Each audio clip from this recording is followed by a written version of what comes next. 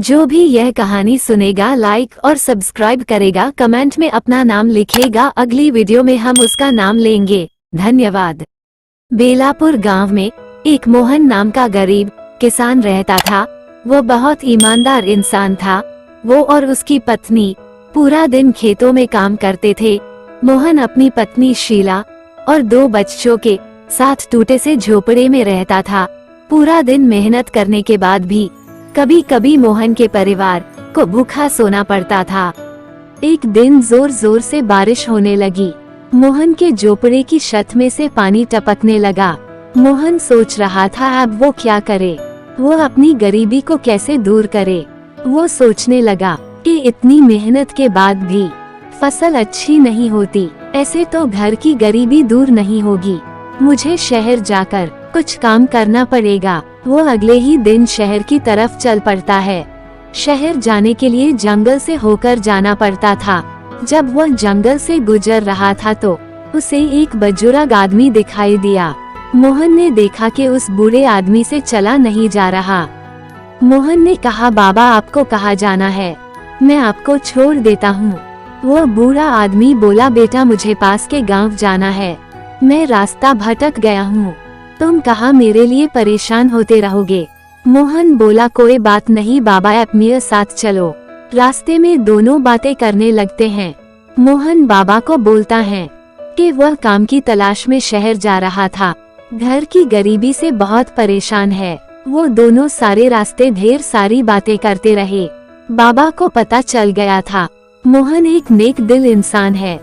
थोड़ी देर के बाद बाबा मोहन से बोले, बेटा मेरी मंजिल आ गई है, तुम्हारा बहुत बहुत धन्यवाद। जब मोहन वहाँ से जाने लगा तो बाबा ने कहा, रुको बेटा, तुम ये चिराग लेकर घर चले जाओ। वो एक जादुई चिराग था। मोहन बोला, बाबा मैं इसका क्या करूँगा, मुझे काम की तलाश है। बाबा बोले, नहीं बेटा, यह मामूली चिराग नहीं है, तुम इसे लेकर घर जाओ और चांदनी रात को इसको हल्का सा घिसना। ये चिराग किसी और के हाथ मत देना, अगर किसी और के हाथ लग गया तो वो इंसान बर्बाद हो जाएगा।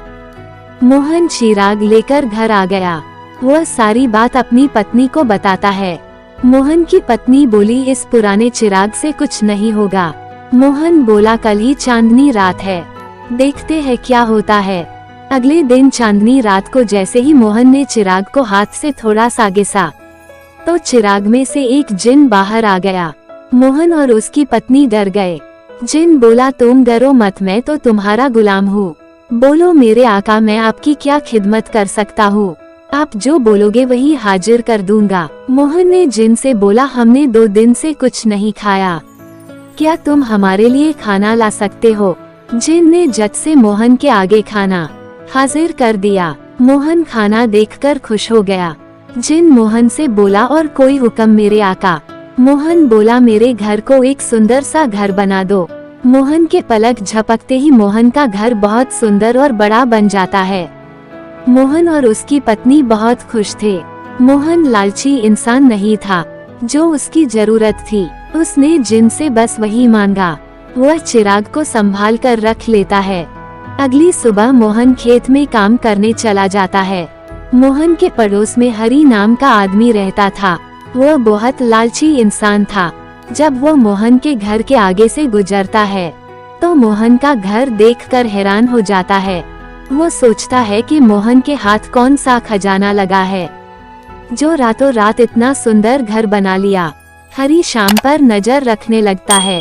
एक दिन जब रात को मोहन जिन से बोलता है, तुमने हमारे लिए बहुत कुछ किया है, बस एक काम और कर दो, इस बार हमारी फसल अच्छी हो जाए। जिन बोला, जो हुक्म मेरे आका। ये सब हरी देख लेता है। हरी सोचता है, अगर वो चिराग मैं चुरा लूं तो मैं भी अमीर हो जाऊंगा। अगले दिन जब मोहन और उसकी पत्नी खेत जाते हैं तो हरी चिराग चुरा लेता है।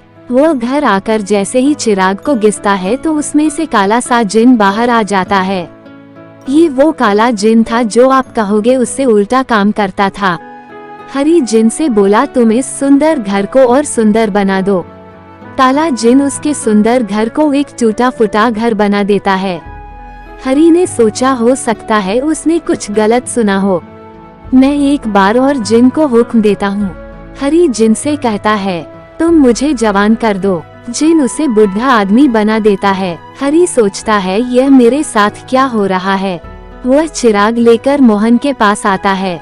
मोहन कहता है आप कौन हो बाबा? हरि मोहन से कहता है मैं हरि हूँ। मैंने तुम्हारा चिराग चुरा लिया था। तुम्हारे जिन ने मेरा ये हाल कर दिया है। तुम मुझे माफ कर दो। मैं लालच में आ गया था। मुझे ठीक कर दो। हरि मोहन को चिराग वापस कर देता है। मोहन चिराग लेकर जिन से कहता है तुम हरि को ठीक कर दो। जिन हरि को पहले जैसा कर देता है और हरि से कहता है तुम एक लालची इंसान हो।